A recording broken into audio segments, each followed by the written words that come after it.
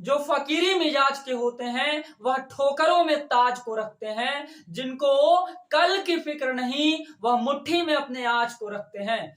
हालात के कदमों पे योद्धा नहीं गिरता, टूटे भी जो तारा तो जमीन पर नहीं गिरता। गिरते हैं समुंदर में बड़े शौक से दरिया, मगर कोई समुंदर कभी दरिया में नहीं गिरता। जय हिंद साथियों, मैं कृष्णा स्वागत करता हूं आपका अपने YouTube चैनल उज्जवल कॉन्सेप्ट पर। साथियों, आज आपके सामने बड़ा ही शानदार सा सेशन लेकर रिप्रेजेंट हुआ हूं। जैसा कि मेरे पीछे बोर्ड पे एक डायग्राम बना हुआ देख रहे होंगे आप। ये डायग्राम बड़े ही इंपॉर्टेंट, शरीर का बहुत ही इंपॉर्टेंट हिस्सा है, जिसको हम लोग दिल के नाम से जानते हैं, हार्ट के नाम से जानते हैं। ये सारे व्यक्तियों के लिए काफी शानदार सा सेशन रहने वाला है। हमारा जो दिल है वो किस प्रकार से कार्य करता है, यह 10वीं कक्षा के लिए बहुत ही महत्वपूर्ण क्लास होगा। बायोलॉजी में लेसन 3 में एक चैप्टर्स आते हैं 10वीं कक्षा के, जिसके नाम ही है परिवहन, ट्रांसपोर्टेशन। हाँ, उस टॉपिक के अंदर एक क्वेश्चन अराइज होता है कि दिल क्या है ना, मानव हृदय क्या है और इनके कार्य विधि को समझाएं। तो हम आपको इस पूरे कक्षा में यह समझाने का प्रयास करेंगे। तो सबसे पहले हम आपको ये बताते हैं कि ये दिल का, आखिर दिल कहते किसको हैं, ये परिभाषा क्या है इसका, ओवरऑल इसके बारे में थोड़ी बहुत जानकारी हम आपको अगर दें हृदय के बारे में, अगर दिल के बारे में, तो सबसे पहले हम लोग इसके परिभाषा को देखने का प्रयास करेंगे कि ये परिभाषा क्या हो सकता है इसका। तो दिल जो है हमारा, ये एक मांसल और कोमल रचना है।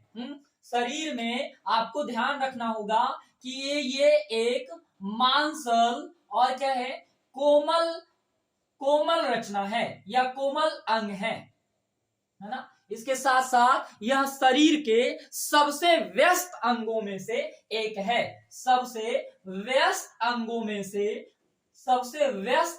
में से एक है। हृदय क्या है भाई, तो यह सबसे व्यस्त अंगों में से एक है ना। अगर बात करें तो यह गहरे भूरे लाल रंग का होता है। अगर कलर की बात करें तो गहरे भूरे लाल रंग का होता है। अब लोकेशन की बात करते हैं कि आखिर इसकी स्थिति क्या है, हमारे शरीर में रहता कहां पर है ये, है ना। स्थिति की अगर बात करें, लोकेशन की बात अगर करें, तो यह हमारे शरीर में बच्छ गुहा, ये ऊपर के जो हमारे पार्ट्स होते हैं बॉडी में, इसको बच्छ गुहा के नाम से जानते हैं। और ये बच्छ गुहा में पसलियों के पीछे दोनों फेफड़ों के बीच में स्थित होता है। लोकेशन आपको बड़ा ही ध्यान से याद रखना होगा कि ये जो है हमारे शरीर में बच्छ गुहा में पसलियों के पीछे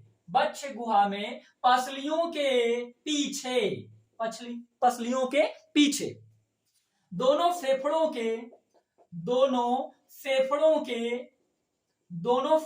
के बीच में स्थित होता है। ये लोकेशन की बात कर दिए हम, है ना, कि ये कहां पे स्थित होता है, बीच में स्थित होता है। और ये हल्की बाईं ओर झुका होता है। ये भी आपको याद रखना होगा कि दोनों फेफड़े के बीच में होता है, लेकिन इसकी स्थिति हल्की बाईं ओर क्या होती है, झुकी होती है। तो आपको ये बातें समझना होगा और याद भी रखना होगा कि ये बाईं ओर क्या होती है, हल्की सी झुकी हुई होती है ना। ये मैंने लोकेशन की बात करा। अगर वजन की बात करें, हृदय का वजन की बात करें, तो मेल में इसका जो वजन होगा वो 300 से 350 ग्राम के बीच में हो सकता है, ये रेंज है। और अगर फीमेल की बात करें तो फीमेल में इस हर्ट का वजन 250 से 300 ग्राम के आसपास होता है। ये वजन हो गया इसका, है ना। हृदय के वजन की बात कर दिए। अगर शेप साइज की बात करें, आकार की अगर बात करें, आकार की माप की अगर बात करें, इसके साइज का, तो अगर देखा जाए तो ये एक बंद मुट्ठी के, है ना, आकार का होता है, जिसका लंबाई लगभग 12 सेंटीमीटर अप्रॉक्स मान लिया जाता है। और इसकी जो चौड़ाई होगी वो लगभग 6 से 8 सेंटीमीटर के आसपास होते हैं। और इसकी मोटाई की बात अगर किया जाए, है ना, कि कितना मोटा है ये, यानी मोटाई की अगर बात करें तो इसकी मोटाई भी जो है 4 से 6 सेंटीमीटर के आसपास हो सकते हैं। ये लगभग मेजरमेंट है। और अगर बात करें तो ये बंद मुट्ठी के क्या होता है, बंद मुट्ठी के समान आकार का होता है ना। ये पूरे शरीर में क्या करता है, रक्त को पंप करता है ना। पंप करने के वजह से इस हृदय का एक नाम हो जाता है केंद्रीय पंप अंग। इसको क्या कहते हैं, केंद्रीय पंप अंग कहते हैं। ये शरीर का बड़ा ही व्यस्त अंगों में से एक है। ये पूरे शरीर में क्या करता है, ये पूरे शरीर में क्या करता है, रक्त पर दबाव बनाता है। रक्त पर दबाव बनाकर, है ना, दबाव बनाकर उसको क्या करता है, उसको पूरे शरीर में परिवहन करवाता है या परिसंचरण कराता है दबाव बनाकर। इसी कारण हृदय को क्या कहा जाता है, केंद्रीय पंप अंग कहा जाता है। तो इतना डेफिनेशन जो होगा वो एनफ है। अगर एक बात और आप ध्यान रखें तो हृदय के अध्ययन को आपको याद रखना होगा। हृदय के अध्ययन को कार्डियोलॉजी कहा जाता है। ये बात आपको याद रखने होंगे। कार्डियोलॉजी यानी जीव विज्ञान की एक ऐसी शाखा जिसके अंतर्गत हम लोग हृदय का अध्ययन करते हैं, ये कार्डियोलॉजी कहलाता है। तो ये डेफिनेशन की अगर बात करें तो इतनी बातें अगर अटैच कर दिया जाए तो डेफिनेशन हमारा इसका कंप्लीट हो जाता है ना। अब इसकी अगर संरचना की बात करें, अगर थोड़ा सा, ये परिभाषा की बात हो गया। अब इसके बाद हम इसका संरचना की बात करेंगे और इसके बाद हम आपको समझाएंगे कि आखिर हमारे दिल में, है ना, हमारे दिल का काम क्या है, बॉडी में ये फंक्शन कैसे करते हैं, ये कैसे रक्त को फेफड़ा में पहुंचाता है और फेफड़े से पूरे शरीर में पहुंचाता है, हम इसको इजीली आपको समझाने का प्रयास करेंगे। तो सबसे पहले हम इसकी संरचना की बात अगर कर लें, अगर इसके स्ट्रक्चर की बात करें तो ये आकार में तिकोना होता है। आकार की अगर बात करें तो आकार में ये कैसा होता है, तिकोण होते हैं। हालांकि तिकोण के जैसा दिख नहीं रहा है, लेकिन वास्तविक रूप में अगर बुक की स्थिति को देखते हुए अगर बताएं तो ये तिकोना आकार का होता है। ऊपर की ओर थोड़ा चौड़ा स्थित है और नीचे की ओर ये संकरी है ना। दिल का वास्तविक फिगर हमारे बॉडी में इसी तरीके के हैं, है ना। ये क्या होता है, आकार में क्या होंगे, त्रिकोण होंगे। और साथ ही साथ आपको ये याद रखना होगा कि ये ऊपर वाला जो इसका भाग है, ऊपर का जो भाग होगा ये क्या होंगे, ये चौड़ा है। और नीचे का जो इसका भाग है, नीचे के जो इसका भाग है, ये क्या होता है, थोड़ी संकरी होती है। संकरी इट मीन नैरो, यानी थोड़ा ये पतला होता है ना। ये इसकी हम साइज, संरचना की बात कर रहे हैं, स्ट्रक्चर की बात कर रहे हैं। साथ ही साथ आपको ये याद रखना होगा कि इस हृदय जो है हमारा, ये जो हमारा हार्ट है, ये दोहरी पेरिटोरियम की झिल्ली से घिरा होता है। देखिए एक लेयर इसका ये बाहर में आप देख रहे हैं ना, और एक इसका अंदर से ये जो ब्लैक में हम डार्क किए हैं, ये जो हमारा है ये पेरिटोरियम की झिल्ली है। ये बातें आपको याद रखना होगा। किसकी झिल्ली है ये किसकी झिल्ली है, ये पेरिटोरियम। इसको पेरिटोरियम कहते हैं हम लोग, क्या कहते हैं, पेरिकॉर्डियम भी कहते हैं इसका नाम, है ना। कहीं कहीं कुछ भी लिखा हो, पेरिकॉर्डियम, आपको ध्यान रखना होगा। इसको क्या कहते हैं, पेरिकॉर्डियम। पेरिकॉर्डियम की दोहरी झिल्ली है ये, क्या है, पेरिकॉर्डियम की दोहरी झिल्ली से ये घिरा होता है। आपको ये बातें याद रखना होगा। एक तो ये वाला दिख रहा है ना आपको बाहर से, और एक हमारा ये अंदर के जो लाइनिंग दिख रहा है ना आपको, ये भी पेरिकॉर्डियम की ही दोहरी झिल्ली है। ये आपको याद रखने होंगे संरचना में। यहां लिखना होगा कि दोहरी पेरिकॉर्डियम की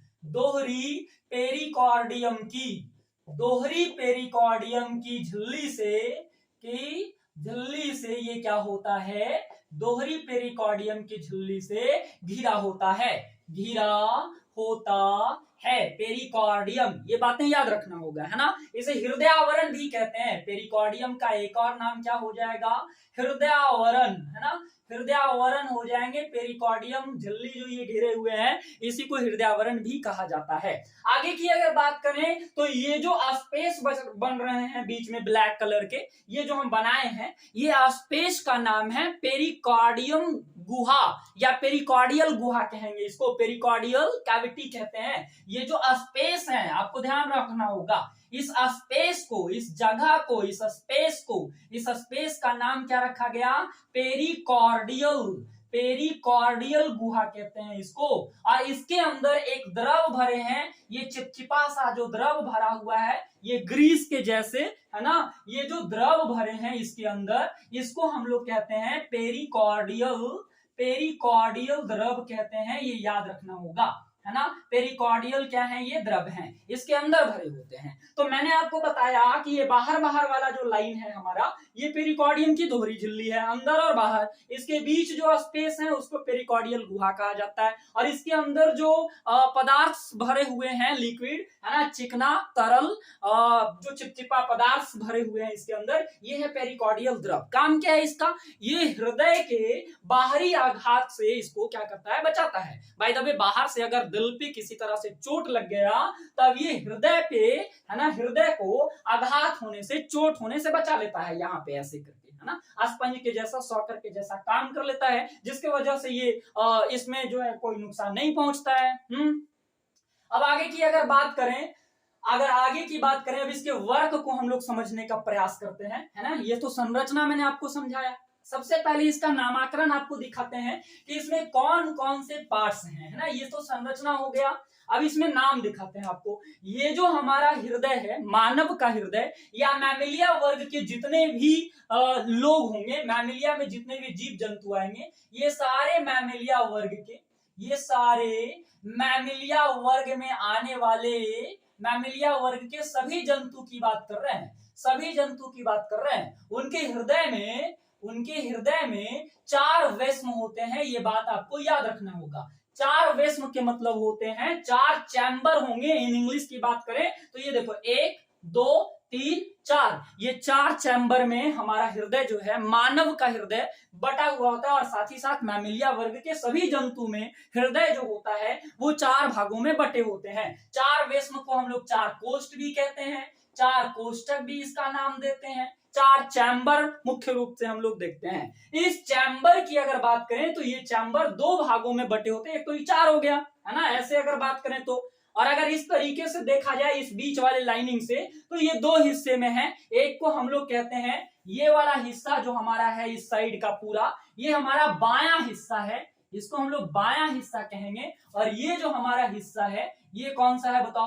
दायां हिस्सा है। तो 2 भागों में बायां और दायां बट गया। इन चारों चैम्बर का नाम क्या है ये सुनिए। इसको चैम्बर, इस वाले को हम लोग कहते हैं, इस वाले को हम लोग कहते हैं दायां अलिंद। नाम याद रखिए, इसको क्या कहते हैं? दायां अलिंद कहते हैं, ऑरिकल कहते हैं। और इसको कहते हैं बायां अलिंद, बायां अलिंद। नाम आपको याद रखने होंगे। और इस नीचे वाले को क्या कहते हैं? इसका नाम क्या होता है और इसका नाम क्या होता है? तो आप आसानी से समझ रहे होंगे ना। इसका नाम हो जाता है क्या? ये दायां है और ये बायां है, तो ये हो गया हमारा दायां नीलय। इसका नाम क्या है? दायां नीलय। और इसकी बात अगर करें तो ये है हमारा क्या? बायां नीलय, बायां नीलय। इसको वेंट्रिकल कहते हैं, left ventricle and left auricle, है ना। और इसको कहेंगे हम लोग राइट ऑरिकल, और इसको बोलेंगे राइट वेंट्रिकल। ये हो गए हमारे 4 कक्षा का नाम। अब सुनिए और क्या बातें हैं। ये बीच से जो लाइनिंग आ रहा है, जो इसको दाएं और बाएं भागों में बांट रहा है, इसको नाम दिया गया है, इस वाले हिस्से का नाम दिया गया। देखिए यहां हम निकाल के देख रहे हैं, दिखा रहे हैं आपको। तो इस वाले को हम लोग कहते हैं सेप्टम।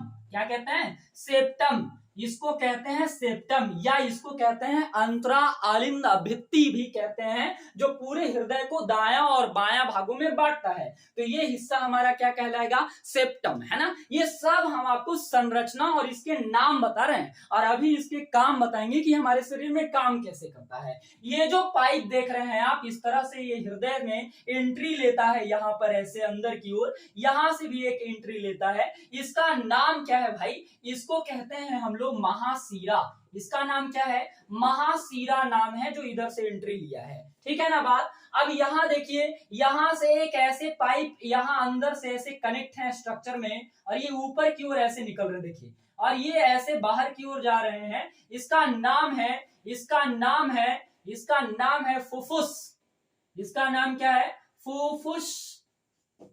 इसका नाम है फुफ्फुस धमनी। इसको क्या कहते हैं? फुफ्फुस धमनी नाम है इसका। ये बात आपको याद रखना होगा। यहाँ पे आपको दो पाइप दिख रहा है जिससे ऐसे एंट्री लेता है अंदर की ओर। इन दोनों को हम लोग कहते हैं, इन दोनों का नाम दिया गया है फुफ्फुस। इन दोनों का नाम है फुफ्फुस सीरा। इसका नाम क्या? फुफ्फुस सीरा। अब आप एक और नाम, ये जो लाइन यहां से देखिए, ये पाइप इधर से जो चैम्बर से गया है ऐसे ऊपर की ओर यहां निकले हैं, इसको समझने का प्रयास कीजिए। ये कहलाता है महाधमनी। इसका नाम क्या होता है बताइए? इसका नाम मैंने बताया महाधमनी। बस आपको इतना ही नाम समझने हैं। अब केवल और केवल आपको काम समझना है कि ये फंक्शंस कैसे करते हैं। अब सुनिए मेरी बात। पूरे बॉडी के जितने ब्लड वेन हैं, जितने से हमारे ब्लड जो है फ्लो करते हैं नस से, ये सारे नस महाशिराएं से जुड़ा होता है। ये देखिए, there are many type of vein, है ना। ये अटैच होते हैं, जुटे होते हैं किससे? महाशिरा से। इसका नाम है महाशिरा है। ये जो मैं लाइन बना रहा हूं, ये लाइन क्या होंगे बताओ? ये लाइन क्या है? ये पतली पतली या मोटी भी हो सकती है। कई नस हैं पूरे शरीर के हिस्से से जहां से ब्लड हमारे हृदय की ओर पहुंचता है, महाशिराएं से। तो आपको याद रखना होगा कि हमारे शरीर में बनने वाले जो रक्त हैं, ये रक्त हृदय में पहुंचता है किसके माध्यम से? महाशिरा। ये भी महाशिरा है और ये भी महाशिरा है। ये इसका भी नाम महाशिरा, देख लो। ये दोनों महाशिरा से ब्लड एंट्री लेते हैं, है ना, सारे वेन से। और ये जो ब्लड एंट्री ले रहे हैं, इस ब्लड का नाम क्या है भाई? इस ब्लड को हम लोग कहते हैं अशुद्ध रक्त। ये अशुद्ध रक्त है जो पूरे शरीर में अभी अभी बना है ना। कई भोज्य पदार्थ के खाने की वजह से हमारे बॉडी के अंदर जो ब्लड बने हैं, ये ब्लड अशुद्ध होते हैं तब तक जब तक ये ऑक्सीजन से रिएक्ट नहीं कर लेते हैं। जब ये ऑक्सीजन से रिएक्ट कर लेंगे तब ये बनेंगे शुद्ध। अभी ये बॉडी में न्यू बना है तो ये अशुद्ध रक्त हैं। और ये अशुद्ध रक्त महाशिरा से होते हुए हमारे हृदय के पहले कक्ष में एंट्री लेता है, जिसका नाम दायां अलिंद है। तो आपको समझने होंगे और याद भी रखने होंगे। आपसे एग्जाम में क्वेश्चन पूछा जाएगा कि अशुद्ध रक्त जो है हृदय में किसके द्वारा पहुंचता है? तो ये अशुद्ध रक्त जो होगा हमारा महाशिरा से दायां अलिंद में प्रवेश करता है। कहां? दायां अलिंद में अशुद्ध रक्त प्रवेश कर गए। ये देखिए, ये दायां रक्त अलिंद में हमारा जो रक्त है, ये अशुद्ध रक्त है। कैसा रक्त है? अशुद्ध रक्त है। ये इसमें पहुंच गया और इसके पहुंचने के बाद ये देखिए, यहां हम एक जगह बनाए हैं ऐसा। देखो, इसको बोलते हैं वाल्व या इसको बोलते हैं कपाट। इस कपाट का नाम क्या है? चलो नामकरण कर देते फटाक से। इसका नाम है त्रिदली कपाट। ये बातें आपको याद रखना होगा। ये क्या है? त्रिदली कपाट है। 3 रास्ते हैं। ये देखो, त्रिदली कपाट है जिसके वजह से ये नीचे की ओर आते हैं। और यहां भी देखो, इस ओर भी इस तरह का जो रास्ता है, इसको कहते हैं हम लोग द्विदली कपाट। क्या नाम इसका? द्विदली कपाट। पूरे हृदय को हम बहुत बेस्ट तरीके से आपको समझा रहे हैं। शायद ये पूरे यूट्यूब पे आपको इस तरह का क्लास ना दिखेगा, पूरी डिटेल्स है यहाँ। अब ये त्रिदली कपाट होते हुए अशुद्ध रक्त कहाँ पहुंचेगा? हमारा दायां नीलय में पहुंचेगा और दायां नीलय में आकर यहाँ ऐसे जमा होंगे ये अशुद्ध रक्त। ये अशुद्ध रक्त यहाँ आकर के क्या हो गए? जमा हो गए, है ना। ये कैसा रक्त है तुमको याद रखना होगा। देखो, यहाँ लिखते हैं यू और बी, अनप्योर ब्लड यहाँ जमा हो रहे हैं। यहाँ भी हमारा अनप्योर ब्लड है, ये ध्यान रखना होगा। तो सबसे पहले हृदय में, है ना, पहले बार रक्त जो है अशुद्ध रक्त कहाँ पहुंचता है? दायां अलिंद में। और उसके बाद त्रिदली कपाट होते हुए कहाँ आता है? यहाँ आता है, दायां नीलय में आता है। इसका नाम क्या? दायां नीलय हो गए। अब यहाँ देखो, यहाँ से जो नीचे आते हैं ऐसे ब्लड, ये ब्लड जो है यहाँ आता जो है तो ये एक ध्वनि होती है। जैसे पानी ऊपर से कहीं गिराते हैं लोग फर्श पे तो एक प्रकार का साउंड क्रिएट होता है, तो ये भी ऊपर से जब नीचे की ओर गिरता है तो इस ध्वनि का नाम क्या है? इस ध्वनि का नाम क्या है? जो ब्लड ऊपर से नीचे की ओर गिरते हैं, इस ध्वनि का नाम है लव डब, है ना। लव डब ध्वनि के साथ ये नीचे की ओर आता है, जो हमें सुनाई पड़ते हैं, है ना। अब यहां तक के तो मैटर आप समझ गए। ये अनप्योर ब्लड है, अशुद्ध रक्त है। अब ये अशुद्ध रक्त देखो, यहां से एक पाइप है, ये वाल्व है त्रिदली कपाट। इसका काम क्या है? एक बार जो ब्लड नीचे आ गए वो वापस इस रास्ते से यहाँ नहीं जा पाएगा, ये ब्लॉक हो जाएंगे। ये रास्ता ही ऐसा बना है कि नीचे से ब्लड जब ऊपर की ओर ऐसे पुश करेगा तो ये बंद हो जाएंगे, यहाँ नहीं आएंगे। तो ये जाएंगे किधर? ये देखो, साइड से आपको एक रास्ता दिख रहा है। ये रास्ते में ब्लड आएंगे और यहाँ से बाहर की ओर निकलेंगे। नाम क्या इसका? फुफ्फुस धमनी। तो अशुद्ध रक्त जो होगा ये फुफ्फुस धमनी से होते हुए कहां चला गया? फेफड़ा के पास चला जाएगा। ये बातें ध्यान रखना होगा। अशुद्ध रक्त कहां चले गए? फेफड़ा में चले गए। पूरे बॉडी के ब्लड महाशिरा से होते हुए दायां अलिंद में प्रवेश कर गया। उसके बाद त्रिदली कपाट होते हुए दायां निलय में आ गए और दायां निलय से फुफ्फुस ध्वनि के द्वारा, फुफ्फुस धमनी के द्वारा बाहर निकल के कहां चले गए? फेफड़ा में।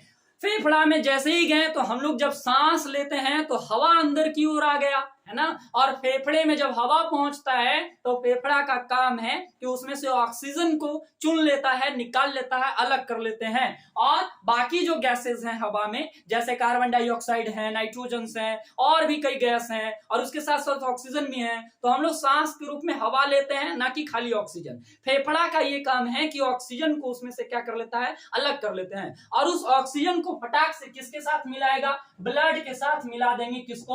ऑक्सीजन को मिला देंगे। कौन? फेफड़ा में। ये अशुद्ध रक्त पहुंचा फेफड़ा में, ब्लड में, है ना। और ब्लड जब फेफड़ा में पहुंचा और ऑक्सीजन से मिल गए, रिएक्ट कर गए, और जब रिएक्ट कर गया तो ये ब्लड यहां से हो जाता है शुद्ध रक्त, है ना। ये फेफड़ा में पहुंच के क्या हो गया? शुद्ध हो गया। अब वापस इस फेफड़े से ये ब्लड जो है कनेक्ट होता है। यहाँ देखिए नामाकरण अब आपको समझ लेना होगा। ये लाइन बहुत सारा बन जाएगा जिससे शायद आपको दिक्कत हो। ये फेफड़ा से यहां से ऐसे कनेक्ट होते हैं, दो कनेक्ट होते हैं। यहां से शुद्ध रक्त फेफड़ा से आता है कहां पे? ये फुफ्फुस शिराएं हैं भाई। ये फुफ्फुस शिराएं से यहाँ एंट्री ले लेता है। ये प्योर ब्लड है, आपको याद रखना होगा, प्योर ब्लड। तो आपसे सवाल पूछा जाएगा अगर कि शुद्ध रक्त हृदय के कौन से हिस्से में पहली बार प्रवेश करता है, तो वो होगा हमारा बायां अलिंद। और द्विदली कपाट होते हुए फिर वही प्रोसीजर यहां आके जमा हो जाएंगे। यहां आके जमा हो जाएंगे जिसको हम लोग कहते हैं बायां निलय। यहां कौन आ गया? प्योर ब्लड आ गया यहाँ। अब ये प्योर ब्लड यहाँ आ गए और द्विदली कपाट अब बंद हो जाएगा। अब ये ऊपर की ओर पुश करके इस चैम्बर में कभी नहीं जा सकते हैं। अब जैसे ही ये पुश होगा, जैसे ही ये हृदय हमारे चपेंगे, तो यहां से ब्लड देखो बाहर की ओर जाएगा। ये देख रहे हैं ना आप, एक बना हुआ है यहाँ पे बड़ी सी वेन, मोटी सी। यहां से ब्लड बाहर आएंगे महाध्वनि से। ये शुद्ध रक्त बाहर आ रहा है और महाध्वनि से ये शुद्ध रक्त हमारे पूरे शरीर में क्या हो जाता है? फैल जाता है ना। तो किस प्रकार से अशुद्ध रक्त शुद्ध होकर, है ना, हृदय में ही अशुद्ध रक्त आ रहा है और फेफड़ा में जा रहा है शुद्ध के लिए। अशुद्ध होने के बाद फिर हृदय में आ रहा है और ये हृदय फिर से पूरे शरीर को क्या कर रहा है? पंप कर दे रहा है बॉडी में, है ना। तो ये पूरे के पूरे हो गया हृदय का क्या कार्य विधि कि किस तरह से हमारे शरीर में ब्लड आता है अशुद्ध रक्त और कैसे प्योर होकर फेफड़ा से फिर हृदय में आता है और फिर वापस पूरे शरीर के हिस्से में क्या हो जाता है? फैल जाता है। तो इस क्रिया को हम लोग कहते हैं रक्त परिसंचरण तंत्र। पूरे शरीर में ये क्या हो गया?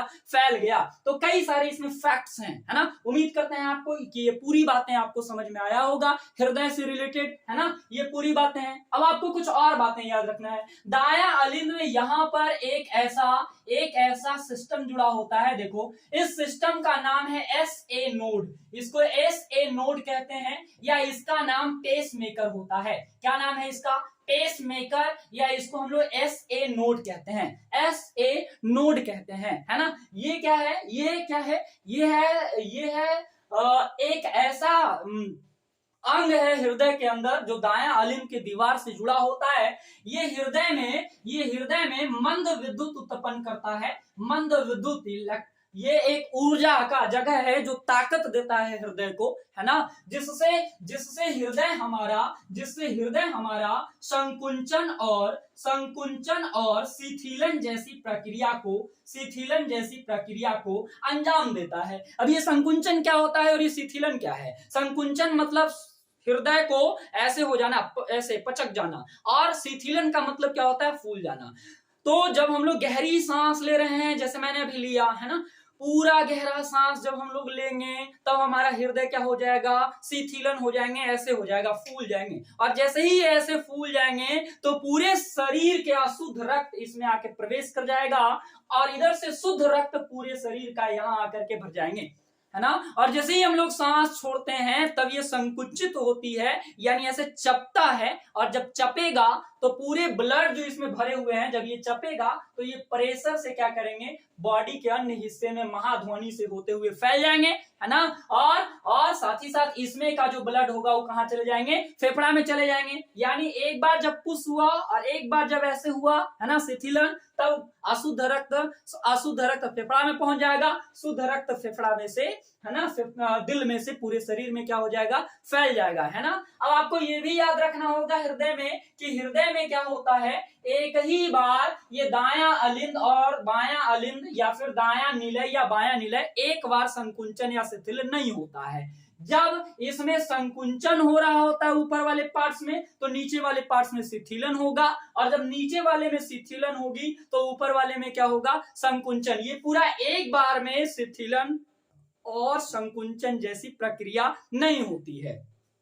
और भी बातें आपको याद रखना होगा कि ये संकुंचन को, ये जो सिकुड़ता है हमारा हृदय, तो इसका नाम देते हैं हम लोग सिस्टोल। इसका नाम क्या देते हैं, सिस्टोल। और जब शिथिलन होता है तब इसका नाम हम लोग देते हैं डायस्टोल, है ना। और यही सिस्टोल और यही डायस्टोल मिलकर हमारे हृदय का एक धड़कन कहलाता है। नहीं, सिस्टोल और क्या, डायस्टोल। इसी सिस्टोल और डायस्टोल की वैल्यू अगर निकाल लिया जाए कि कितने प्रेशर से ये ब्लड, है ना, सिस्टोल और डायस्टोल की कंडीशन में आ रहे हैं, तब हम लोग इससे मापते हैं कि हमारा ब्लड प्रेशर कैसा है ना। सामान्य व्यक्ति का अगर बात करें तो वो 120/80 HD या mm इसका होता है, डायस्टोल और सिस्टोल की वैल्यू होता है, रक्तचाप होते हैं, है ना। खैर उसकी बातें नहीं करेंगे। संकुंचन को हम लोग सिस्टोल करेंगे और शिथिलन को हम लोग क्या कहेंगे, डायस्टोल कहेंगे। कुछ अन्य और भी फैक्ट हैं हृदय के बारे में, मैं आपको सारी चीजें बता दिया। कुछ और फैक्ट आपको याद रखने होंगे कि मानव का जो हृदय है वो एक मिनट